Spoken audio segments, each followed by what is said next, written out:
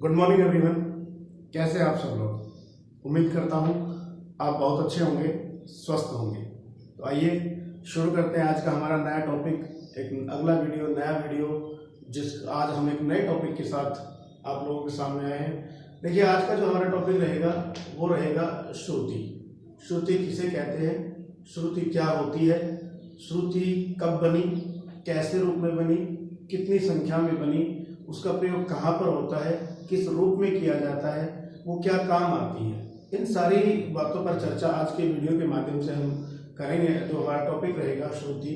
लेकिन पिछली वीडियो के माध्यम से मैंने आप लोगों को बताया था कि नाद किसे कहते हैं और नाद की उत्पत्ति कहाँ से हुई है। नाद की जो उत्पत्ति हुई थी वो ध्वनि से होती है, साउंड से होती है। साउंड क्या होती है, ध्वनि क्या होती है, जो कुछ भी आपको सुनाई दे रहा है वो ध्वनि है। लेकिन ध्वनि दो प्रकार की बताई थी मैंने आपको, एक मधुर ध्वनि और एक कर्कश ध्वनि। मधुर ध्वनि वो ध्वनि जिसे आप सुनना पसंद करते हैं, बार बार सुनने का आपका मन करे। और कर्कश ध्वनि जो आवाज आपके कान में आए और उसके कान में आते आप कान बंद कर ले, जिसे आप सुनना पसंद ना करें। तो जो मधुर ध्वनि थी केवल उसी का प्रयोग संगीत में किया जा सकता है या किया जाता है। तो उन मधुर ध्वनियों को संगीत में नाद कहा गया। ध्वनि और नाद के बीच में यही अंतर है कि ध्वनि में सभी ध्वनियां उत्पन्न शामिल होती है और नाद में केवल मधुर ध्वनि को ही नाद कहते हैं, या मधुर ध्वनियां जो होती हैं वो नाद कहलाती है। तो नाद के बाद जो अगला टॉपिक जो हमारा आता है वो आता है श्रुति। श्रुति जब नाद की उत्पत्ति हुई, नाद बने, तो ऐसे असंख्य नाद बन करके आए, बहुत सारे नाद बन करके आए जिनका प्रयोग संगीत में किया जा सकता था और जो सुनने में मधुर भी थे, अच्छे भी थे, जो सुनने लायक थे, उन्हें सुना जा सकता था। लेकिन संगीत की जो आवश्यकता थी, मैंने आपको बताया था संगीत का वो रूप जिसे आप आजकल सुन रहे हैं, या वो रूप जिसे गाया बजाया जा सके। अब से पहले एक टॉपिक रहा है हमारा ध्वनि को गाई बजाई नहीं जाती, नाद भी गाया बजाया नहीं जाता। अब हमारा श्रुति आया है, इसको भी देखते हैं ये क्या काम करती है। तो वो रूप हमें तैयार करना है जो गाया बजाया जा सके। तो उन्हीं की ये कड़ी है, जुड़ती चलेगी, जो आगे चलकर पूरा संगीत कंप्लीट हम तैयार करेंगे। एक ऐसी फॉर्म में लेके आएंगे संगीत को, एक ऐसे रूप में लेके आएंगे जहां से उसे गाया जा सके, बजाया जा सके, सुना जा सके और जिससे हमारा मनोरंजन हो सके। तो आज का शुरू करते हैं टॉपिक श्रुति। श्रुति जो शब्द है ये संस्कृत भाषा का शब्द है ये, और ये जो बना है ये श्रु धातु से बना है, श्रु धातु, और इसका अर्थ होता है सुनना। इसका जो अर्थ होता है वो होता है सुनना। तो श्रुति का जो अर्थ होता है वो होता है सुना हुआ, सुना हुआ। अर्थात जो कुछ भी आपको सुनाई दे रहा है वो श्रुति है। इसके अकॉर्डिंग प्राचीन जो संगीतकार हुए, जो विद्वान हुए संगीत के, उन्होंने बताया है, उन्होंने कहा है श्रुति के विषय में कि श्रूयते इति श्रुति, श्रूयते इति श्रुति, अर्थात जो कुछ भी आपको सुनाई दे वो श्रुति है। लेकिन संगीत में हम केवल मधुर ध्वनि का ही प्रयोग कर सकते हैं। अगर हम सभी सुनी हुई ध्वनियों का प्रयोग करेंगे तो वो सही नहीं है, क्योंकि कुछ ध्वनियां ऐसी होती है जिसे हम सुनना पसंद नहीं करते। तो केवल संगीत उपयोगी मधुर ध्वनि का ही प्रयोग हम संगीत में करते हैं। तो इस प्रकार जो श्रुति की जो परिभाषा वो होती है कि संगीत में जो ध्वनि प्रयोग की जा सके तथा जो एक दूसरे के अंतर पर स्पष्ट रूप से सुनी और समझी जा सके, वो ध्वनि या वो नाद श्रुति कहलाता है। श्रुति संगीत की जननी है। संगीत में श्रुति के कारण ही 7 शुद्ध और 5 विकृत इन 12 स्वरों की उत्पत्ति हुई है। या मैं यूं कहूं कि वह छोटी से छोटी, सूक्ष्म से सूक्ष्म ध्वनि जो शुद्ध और विकृत दोनों स्वरों का स्थान जो है, उनकी जगह जो है निश्चित करे, वो ध्वनि श्रुति कहलाती है। तो श्रुति की संख्या जो संगीत में है वो कुल 22 मानी गई है। टोटल 22 श्रुतियां मानी गई है। तो आइए मैं एक कंप्लीट डेफिनेशन आपको प्रॉपर जो आपको लिखनी है, आपको याद करनी है, वो बता देता हूं कि श्रुति शब्द की उत्पत्ति संस्कृत भाषा की श्रु धातु से हुई है, जिसका अर्थ होता है सुनना। अर्थात जो कुछ भी हमें सुनाई दे वो श्रुति है। संगीतकारों ने भी अपने ग्रंथों में कहा है कि श्रुते इति श्रुति, अर्थात जो कुछ भी हमें सुनाई दे रहा है वो श्रुति है। परंतु संगीत में केवल मधुर और संगीत उपयोगी ध्वनि का ही प्रयोग कर सकते हैं। प्रत्येक सुनी हुई ध्वनि का प्रयोग हम संगीत में नहीं कर सकते हैं। इस प्रकार श्रुति की जो उचित परिभाषा होती है कि संगीत उपयोगी वह मधुर ध्वनि जिसमें आंदोलन की संख्या नियमित और स्थिर हो तथा जो एक दूसरे के अंतर पर स्पष्ट रूप से सुनी और समझी जा सके, वो ध्वनि श्रुति कहलाती है। श्रुति की संख्या संगीत में 22 मानी गई है। गाने बजाने की कठिनाई को देखते हुए संगीत में जो 22 श्रुतियां प्रयोग में लाई गई, उनसे 12 स्वरों की स्थापना की गई, 12 स्वर बनाए गए और उन्हीं से संगीत का गायन वादन किया जाने लगा। संगीत की जो 22 श्रुतियां हैं वो इस प्रकार है। तो देखिएगा, मैंने 22 नाम जो श्रुतियों के हैं वो पहले ही लिख ली है। आपको 1 बाय 1 में बोल के बताता हूँ, शायद आपको दिखाई ना दे रहा हो या क्लियर दिखाई ना दे रहा हो, तो आप उनको सुन करके आप नोट कर सके।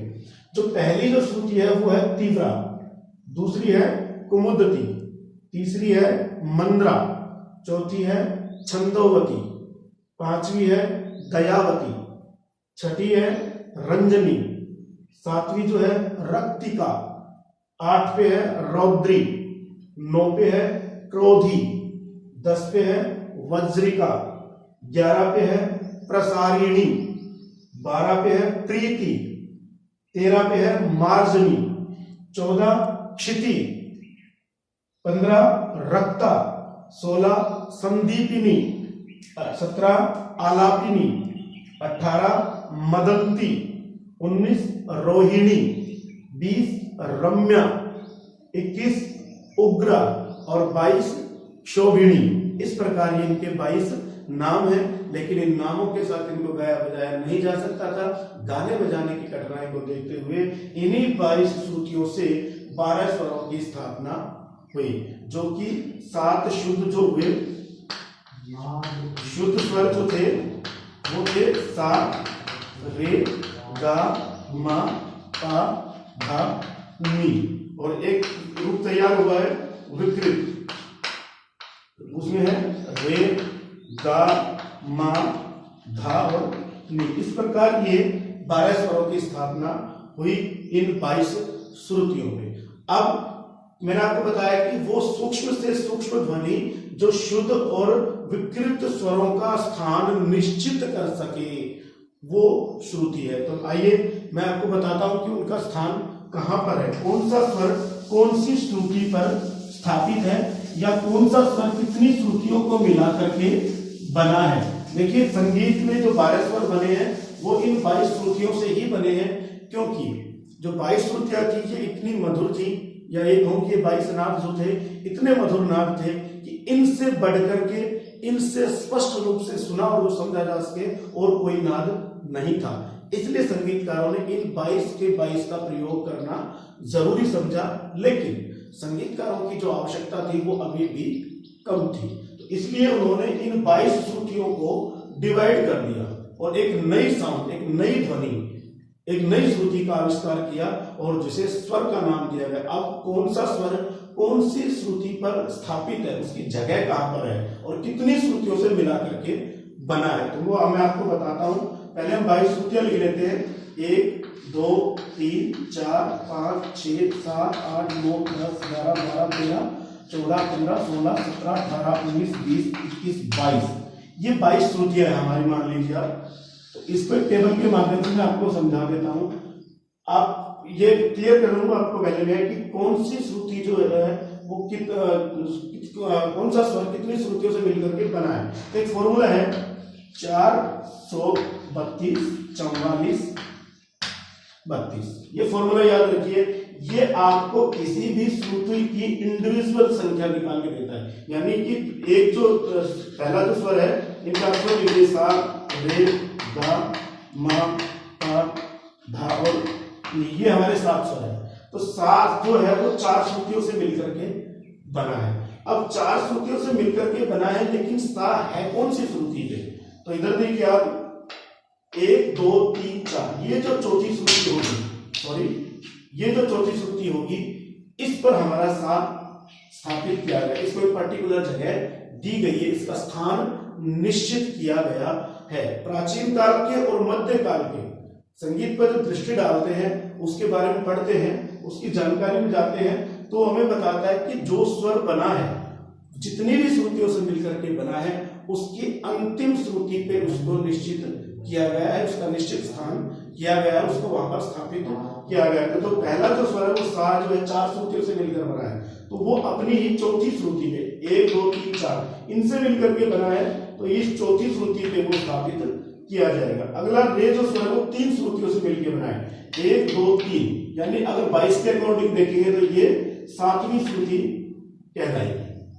तो इसलिए रे जो होगा वो 7वीं श्रुति पे स्थापित किया गया है। गा 2 श्रुतियों से मिलकर के बना, यानी 8 और 9 से। तो ये जो 9वीं श्रुति होगी, इस पे ये गा स्वर स्थापित किया जाएगा, यानी कि गा स्वर जो है वो 9वीं श्रुति पे स्थापित किया गया है। फिर माँ और पा दोनों ही 4-4 श्रुतियों से मिलकर बने हैं। तो 10 11 12 13, ये जो 13वीं श्रुति जो होगी, इसके ऊपर हमारा माँ स्वर, धा के बाद माँ आता है, माँ स्वर स्थापित किया गया, यानी माँ जो है वो इन 4 श्रुतियों से मिलकर के बना है। और मैंने बताया कि हर स्वर अपनी अंतिम श्रुति पे स्थापित किया गया है। इसी प्रकार पा 1 2 3 4, ये जो 4 यानी 17वीं श्रुति, इस पे पा। फिर आता है धा 1 2 3, यानी ये 20 नंबर की जो श्रुति होगी, इस पर ये धा स्वर स्थापित किया गया है। और अंतिम जो है 22वीं श्रुति पर ये हमारा नी स्वर स्थापित किया गया है, क्योंकि नी जो है वो 2 श्रुतियों से मिलकर के बना है। ये फॉर्मूला केवल आपको ये बताता है कि एक स्वर में कितनी श्रुतियां है, लेकिन आप इसको लिखेंगे, इसका मतलब क्या होता है मैं आपको बता दूं। इस टेबल को हम कह सकते हैं श्रुति स्वर स्थापना। श्रुति स्वर स्थापना यानी कौन सा स्वर कौन सी श्रुति पर स्थापित है। ये है हमारी प्राचीन कालीन, मैं इस पे लिख देता हूं प्राचीन कालीन, यानी प्राचीन काल के संगीत के अकॉर्डिंग जो स्वर है वो अंतिम श्रुति पे स्थापित किया गया है। इस प्रकार की व्यवस्था को आप बोलते हैं श्रुति स्वर स्थापना, प्राचीन काल के संगीत के अकॉर्डिंग। जो आधुनिक काल अभी प्रेजेंट का जो संगीत है उसके अकॉर्डिंग ये जो स्वर है अपनी पहली श्रुति पर स्थापित है। जैसे सा जो चौथी में था प्राचीन काल के अकॉर्डिंग, तो जो सा है वो पहली पे आ जाएगा यहाँ पर 1 नंबर पर, और जो रे है वो इन 3 से मिलकर बना था, इसको 5वीं श्रुति के ऊपर ये रे आ जाता है। इस प्रकार आधुनिक काल हमारा जो आधुनिक काल की जो श्रुति स्वर स्थापना है वो तैयार होती है। तो ये थी हमारी श्रुति स्वर स्थापना और कंप्लीट परिचय कि श्रुति कहते किसे है। उम्मीद करता हूं ये आप लोगों को बहुत अच्छे से समझ में आया होगा। आप इसे ध्यान से देखिए, पढ़िए और इसे नोट कर लीजिएगा और इसे तैयार करिएगा, इसे जरूर याद कीजिएगा। Thank you very much.